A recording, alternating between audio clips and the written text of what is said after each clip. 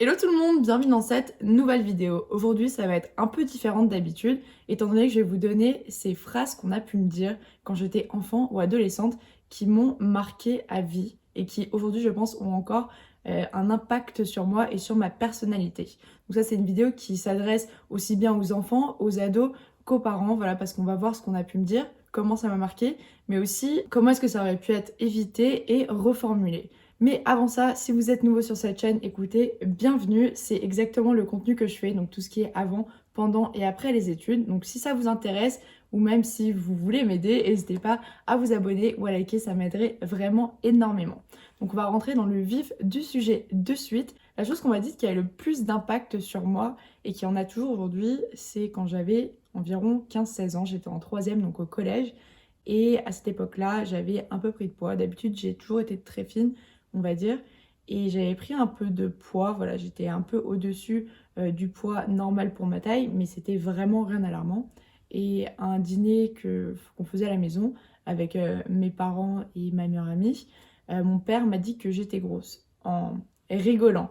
Mais ça m'a vraiment triggerée, mais tellement profondément que j'ai commencé à pleurer. Et je trouve que c'est important d'en parler parce que le poids pour les femmes, voilà, on va pas se mentir, c'est quand même un sujet assez redondant. On va toujours parler du poids de la femme, si elle est grosse, si elle est trop maigre. Et c'est vers l'adolescence que les comportements de troubles alimentaires vont se créer, comme l'anorexie ou la boulimie. J'ai de la chance, je suis pas tombée là-dedans. Je pense que j'ai plus eu des comportements tirés de ces troubles. Et en fait, aujourd'hui, ça m'impacte encore. Je fais quand même assez attention. Quand je prends du poids, j'ai toujours cette phrase dans ma tête que je suis grosse, qu'il faut que je le perde. Et c'est quelque chose dont j'ai vraiment énormément de mal à me détacher encore maintenant. Et je me rends compte qu'il y a pas mal de filles dans mon entourage aussi qui ont ce même problème avec le poids parce qu'on leur a rabâché de manière négative. Et je pense que la place des parents, là, ça aurait été de donner l'exemple, de montrer que, par exemple, ma mère montrait qu'elle est à l'aise avec sa féminité, à l'aise avec son poids. Et je pense que la génération d'avant nous, c'était complètement différent. Et s'ils avaient voulu m'impacter autant au point de me dire que j'étais grosse, autant prendre des actions intelligentes, on va dire, et peut-être m'encourager à mieux manger en me servant plus de légumes à table. Enfin, vous voyez ce que je veux dire, vraiment avoir une approche positive plutôt que négative, parce qu'aujourd'hui, c'est quelque chose dont je me souviens très clairement. Autre chose qu'on a pu me dire pendant mon adolescence, de manière quand même assez récurrente, c'est qu'on ne m'a rien demandé et qu'on m'appellera quand je pourrais donner mon avis. Ça, c'est quelque chose qui m'a beaucoup impacté aussi. Je le remarque dans ma vie de tous les jours que, par exemple, si je suis en réunion au travail et que j'ai envie de poser une question, que j'ai envie de faire une remarque, parfois, je vais m'abstenir par peur de dire quelque chose de stupide, par peur d'être marginalisée parce que je suis la débile du groupe, par peur qu'on me juge et par peur en fait. Vraiment tout le temps par peur. Et donc ça s'est créé quand j'étais adolescente. Mais le problème c'est que quand on est adolescent, on a besoin de confronter sa pensée à celle de l'autre pour justement se créer notre propre pensée. Vous voyez ce que je veux dire? Et c'est une occasion qu'on m'a parfois retirée. Et aujourd'hui, je doute un peu constamment. Je fais attention à ce que je dis et j'ai peur du regard des gens. Donc là, la solution que je pourrais apporter, c'est que la personne en face juste me dise ok je t'écoute, vas-y. Et je pense que même l'adolescent s'attend pas à ce qu'on lui dise ça. Et quand on dit vas-y je t'écoute, là il va essayer peut-être de reformuler un peu ce qu'il a envie de dire, peut-être pas être aussi agressif. Ok il m'écoute, maintenant je vais bien formuler ce que j'ai à dire et ça va être clair, net et précis. Voilà, je pense que ça aurait peut-être été une bonne solution plutôt que ça qui m'a du coup impacté négativement aujourd'hui. Autre phrase qui m'a beaucoup, mais alors beaucoup, beaucoup impacté, c'est je n'ai pas confiance en toi, tu n'es pas fiable, tu me déçois. Alors, à savoir que l'adolescent a une estime de soi qui est quand même assez faible en général. C'est une période assez difficile. Je pense qu'il faut plus le valoriser et trouver des solutions ensemble plutôt que de dire tu me déçois, tu n'es pas fiable, j'ai pas confiance en toi. Parce que maintenant, dans ma vie de tous les jours, j'ai énormément de mal à déjà de un donner ma confiance aux autres et de deux là pour regagner la confiance de mes parents, vraiment je me suis pliée, mais vraiment pliée en deux, vraiment comme une barre de métal pour être disciplinée. C'est-à-dire que voilà, j'avais invité des copines, on était sortis en plein milieu de la nuit et j'avais pas le droit, enfin j'avais environ 15-16 ans encore une fois. Et en fait, mes parents m'ont dit qu'ils avaient perdu toute confiance en moi, ils m'ont privé de téléphone, ils m'ont interdit de sortir pendant 6 mois. Euh, et c'était vraiment une période très très dure où il me rabâchait que bah ouais, bah non, mais maintenant on n'a plus confiance en toi, on va pas te rendre ton téléphone. Bah ouais, bah on n'a pas confiance en toi, prouve-nous qu'on peut avoir confiance en toi. Bah non, tu peux pas sortir. Ça m'a beaucoup marqué et en fait, à partir de ce moment-là, j'ai commencé à devenir le petit singe savant, on va dire. C'est-à-dire que tout ce qu'il me disait, c'était oui, oui papa, oui maman, et vraiment, je sortais pas du rang.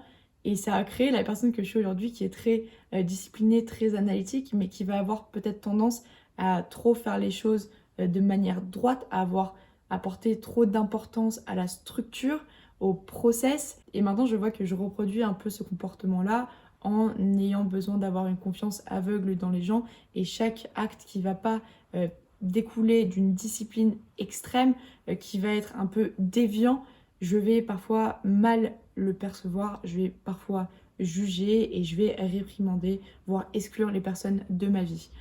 Donc ça a créé vraiment quelque chose de très très très profond en moi, quelque chose qui me tend vraiment très très fort. Donc ça, je pense que ça aurait pu être fait autrement. Aussi, quelque chose que j'ai entendu aussi bien de mes parents que certains de mes amis, c'est j'en ai marre de toi, je ne te supporte plus. Ça m'a beaucoup fait de mal parce que, en fait, à l'adolescence, c'est le moment où tu vas vraiment tester les gens. Voilà, on est d'accord que l'adolescent n'a pas d'empathie, que l'adolescent teste ses limites, que voilà, c'est compliqué hein, l'adolescence. En fait, en disant je ne te supporte plus, ça montre que l'adolescent ne peut pas compter sur le parent ou sur l'ami, que l'amour et le soutien de cette personne qui lui a dit donc cette phrase est conditionnel. Et c'est justement à ce moment-là où l'adolescent a vraiment besoin de ce support, d'être soutenu par ses proches. Et donc moi, ça a été une énorme gifle. Je me souviens très bien d'une de mes copines qui m'a dit, et dans le bus, qui m'a dit qu'elle ne me supportait plus.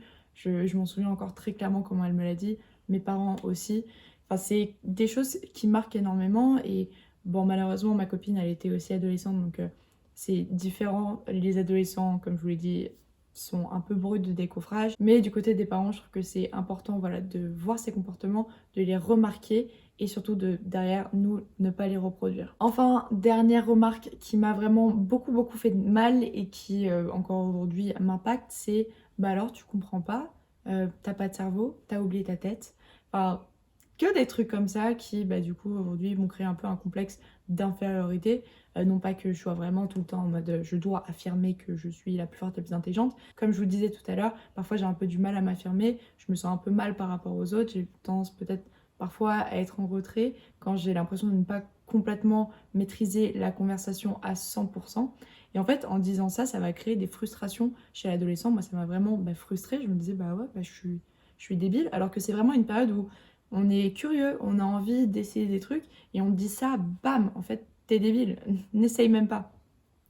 Donc c'était quand même assez douloureux, ça l'est toujours encore aujourd'hui. Mais bon, comme je vous ai dit, c'est quelque chose que j'ai remarqué. Donc maintenant, je fais en sorte de soigner ces petites blessures au fur et à mesure que je vieillis, quoi. Donc maintenant, pour finir, comment est-ce qu'on peut communiquer avec un adolescent, même quand c'est quelque chose de grave, qu'on a envie de lui faire passer un message un peu dur? J'ai 3 conseils. Le premier étant de rester neutre et de vraiment valoriser une relation neutre. Même si l'adolescent a fait les 400 coups, qui vous rend la vie impossible, essayez de vous mettre à sa place, parce que vous êtes passé par là, vous savez ce que c'est que l'adolescence, et d'essayer de voilà, trouver un point d'entente. Et au lieu de dire tu devrais faire ça, c'est toi t'en penses quoi? En quoi est-ce que tu as besoin que je t'aide? Est-ce que tu sais ce que tu vas faire après? Alors voilà, des questions un peu neutres pour le tirer vers le haut et non pas le tirer vers le bas. Autre conseil serait de survaloriser le positif, parce que l'adolescent a besoin de validation constamment, donc donnez-le lui. N'hésitez pas s'il y a un compliment que vous voulez faire, n'hésitez pas s'il a eu une bonne note, s'il a été gentil, s'il vous a fait un cadeau ou s'il vous a fait une remarque qui vous a vraiment plu, n'hésitez pas. Dernier conseil serait de se montrer curieux, parce que à l'adolescence, on a tendance à mettre un mur entre l'adolescent et les parents, et c'est dommage, je trouve que parfois ça pourrait être abordé différemment. Donc même si ce serait pas curieux au point d'aller prendre le café avec ses copains ou le suivre sur les réseaux sociaux, peut-être juste s'intéresser et dire ouais t'aimes quel genre de musique? Ah putain je connais pas, vas-y viens on écoute ça ensemble, ou enfin poser des questions, s'intéresser à l'adolescent, et encore une fois ça va le valoriser et le valider. Donc voilà, c'était pour mes conseils. Si vous avez, vous, des phrases qui vous ont vraiment marqué, n'hésitez pas à les mettre en commentaire. Si vous avez aimé cette vidéo, n'hésitez pas à liker et à vous abonner. Et on se dit à la prochaine fois. Bye!